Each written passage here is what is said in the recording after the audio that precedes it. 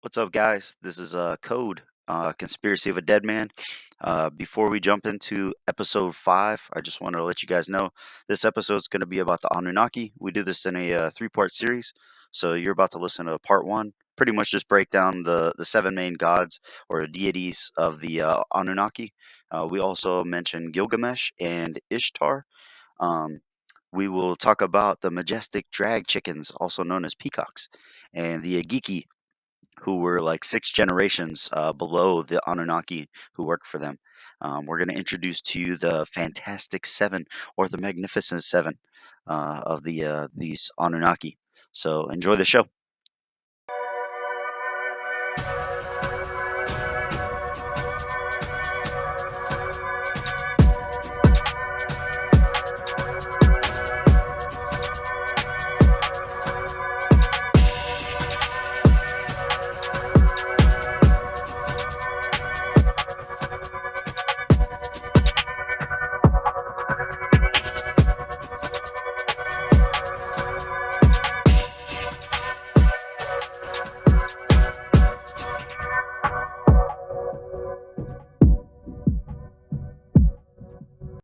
This is Code, Conspiracy of a Deadman. You're listening to the SpeakInC.O.A.D podcast. We're doing episode 5. We're going to be talking about the Anunnaki, and we'll go from there. Right now, I am sitting here with Theodore Dynamite. Hey, yo. And Chente the homie. Yo. First, you want to take it off, Teddy? Okay, yeah, we're going to be talking about the Anunnaki. The Anunnaki are a group of deities of the ancient Sumerians, Akkadians, Assyrians, and Babylonians. They are descendants of An and Ki, gods of the heaven and goddess of the earth, and their primary function was to decree the fates of humanity. Cool. And there are about 7 main deities that we're going to talk about right now. It's kind of weird how they came about. It seems like how I took it as there was the heaven and the earth, and then there was space between the heaven and the earth where they would kind of go back and forth, kind of like their own version of a realm, or like they lived within that atmosphere, I guess. Okay. And there was multiple. It was a base off of heaven, earth, the space between, the ocean, the moon, the sun. So one of the we'll touch base a little bit more about that with those specific deities and stuff. But kind of give you a timeline as the Sumerians, or a time frame that was more or less during like the Babylonian times. So in like biblical aspects, it was probably about 2000 BC. So this all takes place kind of like during the Old Testament and prior to that. If you were to compare it to like biblical aspects, or like if you wanted to go off of like a different religious teachings during around that time frame, where like the Assyrians were technically like today's Iraqis. So like the Assyrians were a part of it, the Babylonians were a part of it. And I think there was a couple other ones, but like the Canaanites and like different people that were during biblical times were also a part of this time frame. And then Chente, do you want to kind of touch base on like their background or anything? Yeah. You want me to start to go into the deities themselves, or? Just kind of like a background of how it all got started. I mean, if you want to go with the deity route, that's fine. But if you wanted to go with like maybe another theory. Okay. So these are some of the oldest deities referenced in our history, and I think they're referenced in 4 main sources. So you can find them in the Sumerian tablets, they're referred to as the Anu-Gage, I think is what they call them. You can find them in the Book of Enoch. They're referred to as the fallen, not the fallen, but they're referred to as angels, watchers, and the Nephilim. So I think history, you can go back to the Nephilim and trace them back, because it's biblical as well. And you can find them in the book of Jubilees. You can find them in the Bible. In the book of Genesis, and they're named Elohim, which can loosely translate into the gods. Or it also translates into the Shining Ones. So the Shining Ones are I think we've all heard of them, and it's Sumerian, which is pretty big in history. Have you heard of the Shining Ones, TBD? Not until I started looking into the Anunnaki. Okay, and have you heard of the Anunnaki before, yeah? Yes. You've heard of the Nephilim? Definitely heard of the Nephilim. So these could be all related. Like they could be the same beings, same entities, same deities, who brought knowledge. Great knowledge is what recorded of them. So the ancient Sumeria was advanced in music, poetry, art, math, science, and astronomy. So they brought forth knowledge, teaching mankind. You can find them in the Epic of Gilgamesh. Gilgamesh is a pretty popular leader from back in the day. Cool. So Anu is the first one. He's the Sky Father, the King of the gods. The ruler of heaven. So he could be the equivalent to our God. Well, I mean Christianity God, I guess I should say. Greek equivalent would be Zeus. So his name is Anu. He goes by Anum or An. He is a divine personification of the sky. King of gods. He's regarded as divine and human kingship. He's the source of it all. So his role was largely passive, and he was not commonly worshipped. It was sometimes proposed that Anna, the temple located in Uruk, originally belonged to him rather than Inanna. But while attested as one of its divine inhabitants, there is no evidence that the main deity at the temple ever changed. So he doesn't really have his own temple where they worship. As a result of that, he was actively worshipped by inhabitants of the city in the final centuries of history of ancient Mesopotamia. So he's a big god that didn't have his own temple. Like they didn't worship him and stuff like that? Like a big temple just dedicated to him only. He had a symbol. It's a horned crown on a pedestal. And for the numerology fans, his number is 60. And he's also mentioned in the Epic of Gilgamesh. Okay. What do you mean like he's mentioned like that he's a god that they would pray to, or So he's mentioned in the Epic of Gilgamesh. There's a story about him in which his daughter Ishtar, the Akkadian counterpart of Inan, it persuades him to give her the bull of heaven so that she can send it to attack Gilgamesh. So Gilgamesh was being worshipped as a great leader, and he never lost a war. So people were looking up to him and worshiping him. So the gods were getting jealous, and the daughter of Anu wanted some justice, man. So that's how he was mentioned as a god. Okay. Okay. Well, yes, sir. Next up we have Enlil. He's attested as the chief deity of the Sumerian pantheon. He was also worshipped by the Akkadians, Babylonians, Assyrians, and Hurrians. His primary center of worship was Nanamir. He's also believed to be so holy amongst the other gods that none of the other Sumerian gods could look upon him. He's considered the god of wind, air, earth, and storms. He's like the X-Men. His Hurrian equivalent is Kumabari. His Hebrew equivalent is El. His Syrian equivalent is Dagon. It doesn't seem like there's much about him, though he's supposed to be connected to the myth of the Great Flood, which all other mythologies, have a great flood. that, wiped out mankind and we had to restart again. For his, it says he's the starter of the flood himself. Oh, dang. And for his, it says he did it because humans were making too much noise for him to sleep.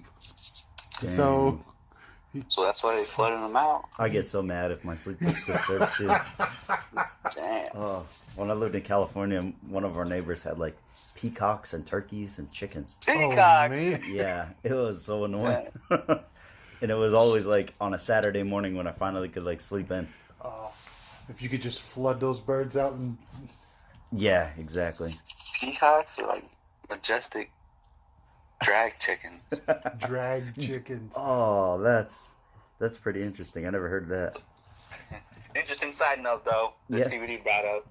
There was a class of gods. They're called the Igigi, and sometimes they get confused with the Anunnaki in stories. But they were sixth-generation gods their sole purpose was to work for the Anunnaki. Okay. And it took 40 days for them to revolt against the Anunnaki, and then one of them, Enki, was next god is coming up. Probably we're gonna hear about. Wiped them out with a flood. Spoiler alert. And he was one of the main ones who he planted the seed, the idea for them to create humanity. Enki was? Yeah. Cool. All right. And So what are we talking about next?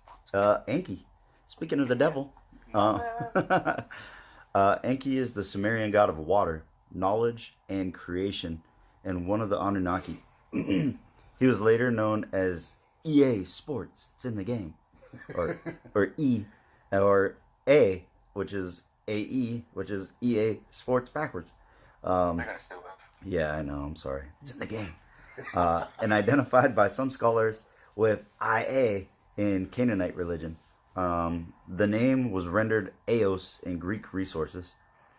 Enki was the god of creation, intelligence, crafts, water, seawater, lake water, fertility, semen, or later known as when it seizes up and gets hardened, it's cement,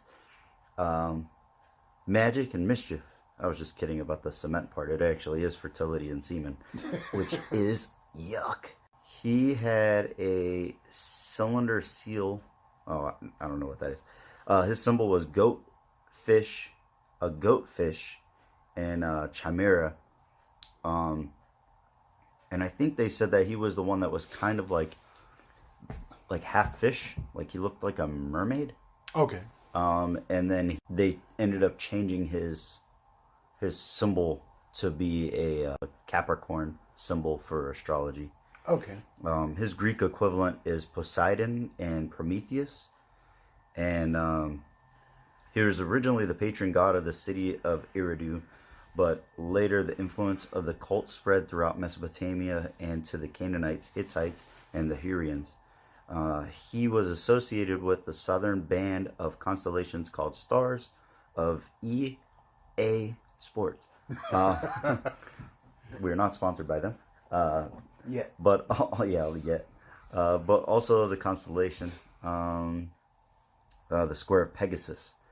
Beginning around the second millennia BCE, he was sometimes referred to in writing by the numeric ideogram for the number 40, occasionally referred to as his sacred number. For you numerology fans out there, the planet Mercury, associated with Babylonian Nabu, the son of Marduk, was in Sumerian times identified with Enki. I don't know what that means. Many myths about Enki. Oh, never mind. Many myths about Enki have been collected from various sites stretching from southern Iraq to the Levantine coast. He's mentioned in the earliest extant cuneiform inscriptions throughout the region and was prominent from the 3rd millennia down to the Hellenistic period. I think the cuneiform inscriptions were like the first known, like kind of like the first known like scribes. Like they wrote on like these clay. Okay. Instead of like stone or instead of like paper, they wrote on clay. And I think the cuneiform inscriptions were like their version of like their writing. Okay. Kind of like their Calligraphy. Yeah, Okay. not choreography. They're not dancing. All right. Nin Hairstock, sometimes transcribed as Near Ursag, or sometimes she's named Ninma, but she was the ancient Sumerian mother goddess of the mountains and one of the 7 great deities of Sumer. She's known earliest as the nurturing or fertility goddess. Temple hymn sources identify her as the true and great lady of heaven.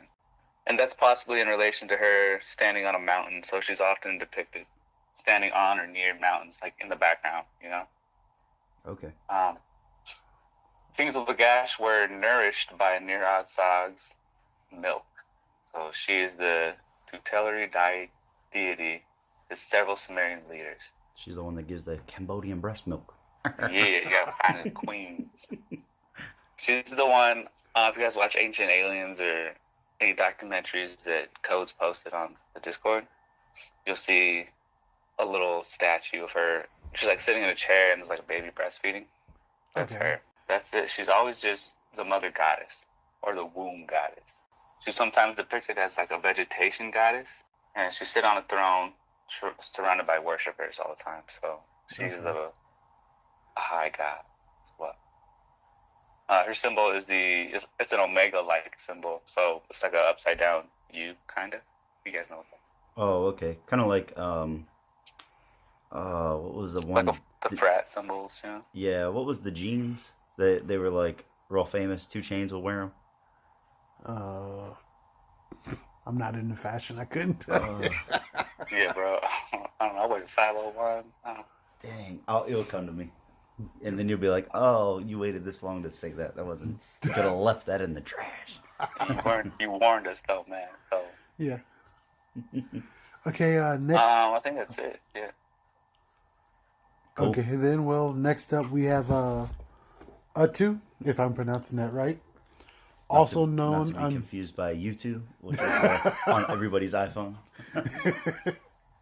also known under the Akkadian name Shemesh, was the ancient Mesopotamian sun god.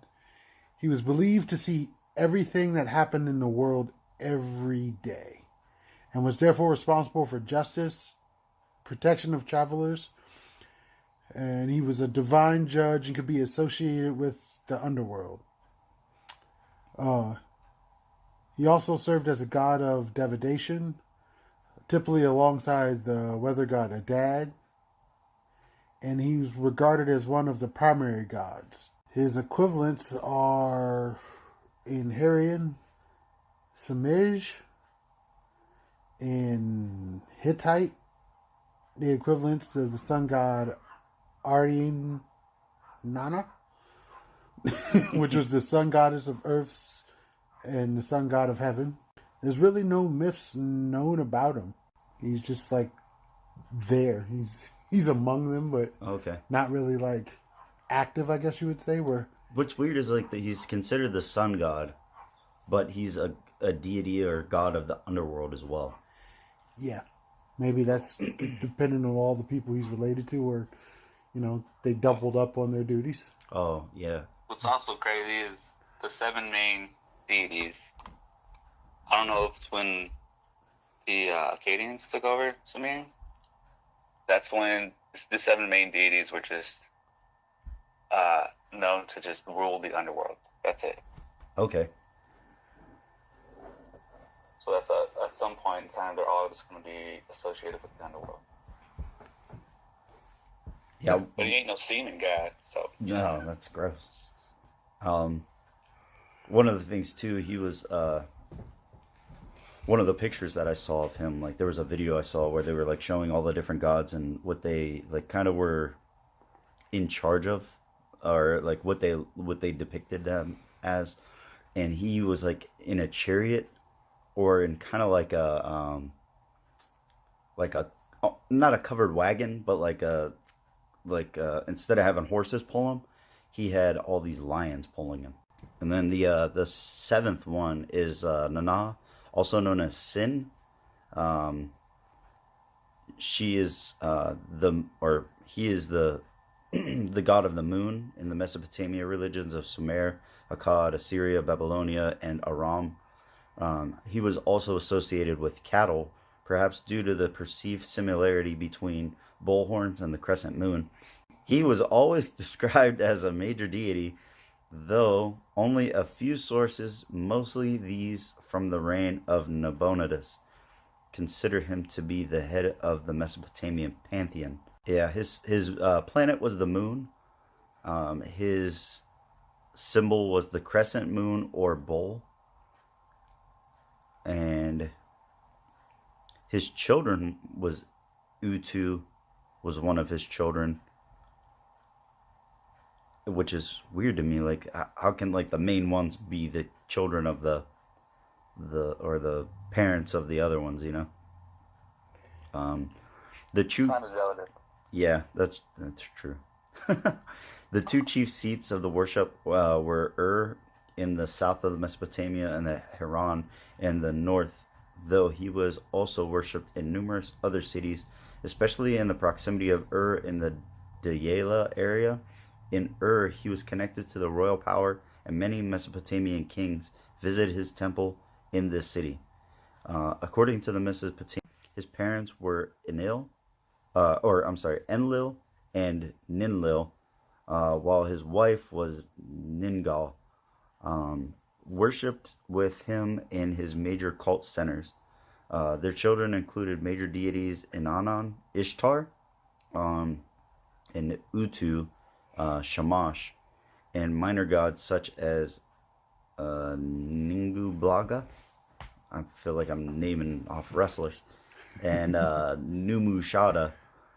Some deities, for example, Nanaya and Pinnaker, were sometimes regarded as his children due to the syncretism between them and his daughter Ishtar. Nana acquired a number of syncretic associations himself, and the logographic writings of his name were used to represent these of other moon gods such as Ugaritic, Yarick, and Hurrian Kasu.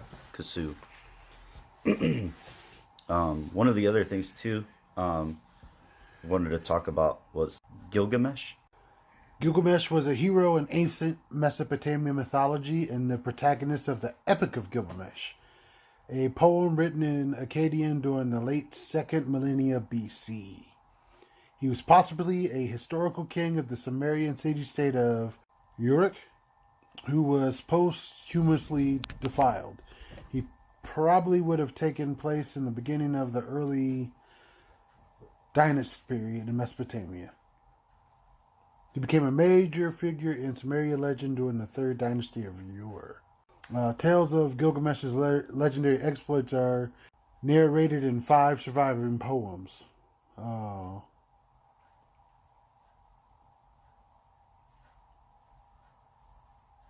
Let's see. It says he's supposed to be a demigod with superhuman strength who befriends the wild man Akidu. They embark on many journeys, most famously defeating Hambaba and the Bull of the Heaven, who was sent to attack them by Ishtar. Kind of like reminds me of Hercules, because, you know, going on these different labors and adventures and only being a demigod. Oh, the demi is when they're like only half, right? Yeah. Okay. That's what it's supposed to be anyway. The other thing that was kind of strange was like the Inanna, the Ishtar was also like the daughter of some of these other ones, but she was very interesting. She's like one of the only demons that's mentioned by name in the Bible, and she's, I guess in the Sumerians, she's known as the Queen of Heaven, and was the patron goddess of the Inanna temple at the city of Uruk, which was her early main cult center. She was associated with the planet Venus, and her most prominent symbols included the lion and the 8-pointed star. The documentary that I saw, it showed that she was actually, her symbol was actually the 5-point star, like the what's the other name for that? Pentagram? Yeah, like a pentagram. So it's very interesting, and like for her, she was the goddess of love, war, justice, and fertility, and she has like a horned helmet, in like her description, she's like trampling a lion that's on a leash.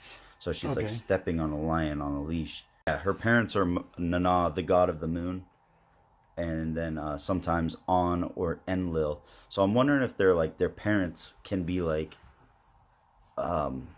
interchangeable, I guess, like Maybe. depending, or they don't have like proof of who they are.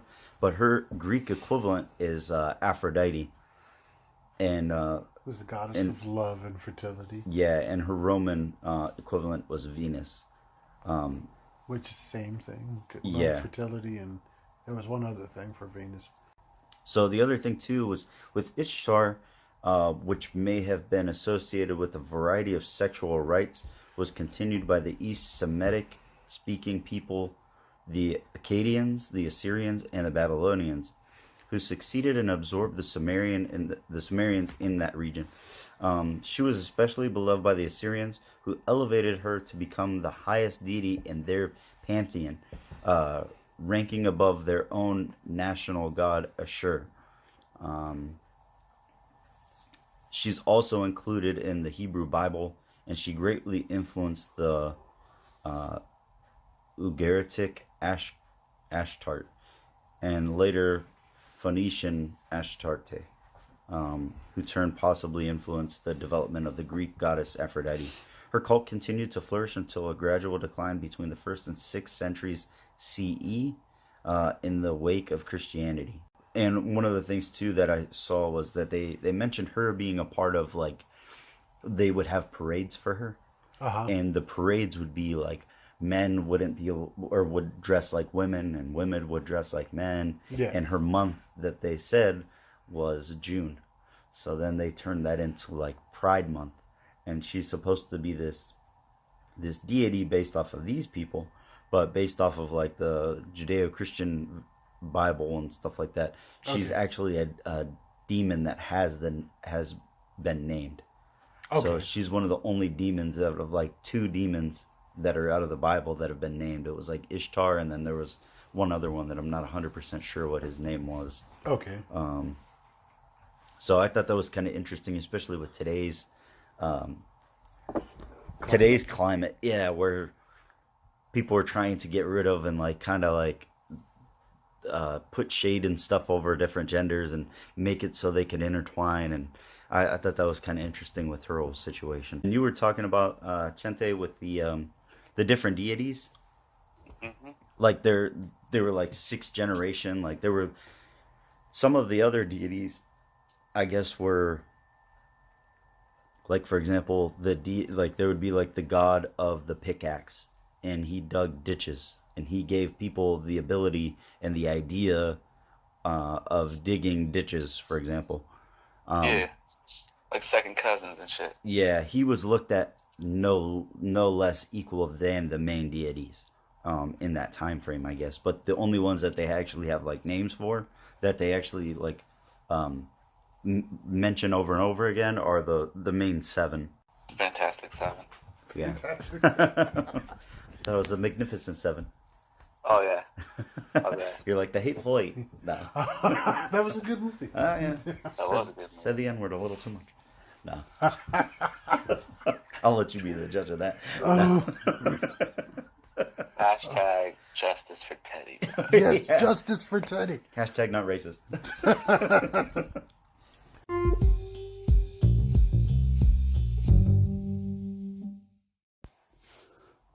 Thought for the day. Everyone wants to live on the top of the mountain, but all the happiness and growth occurs while you're climbing it.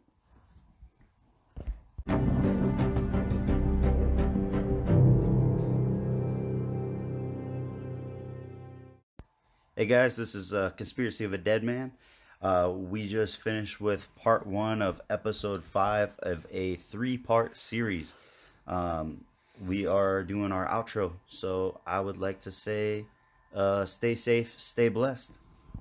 Chente? I hope you guys enjoyed the episode. I'm just gonna leave you with eat big, shit big again. This is Theodore Dynamite signing out.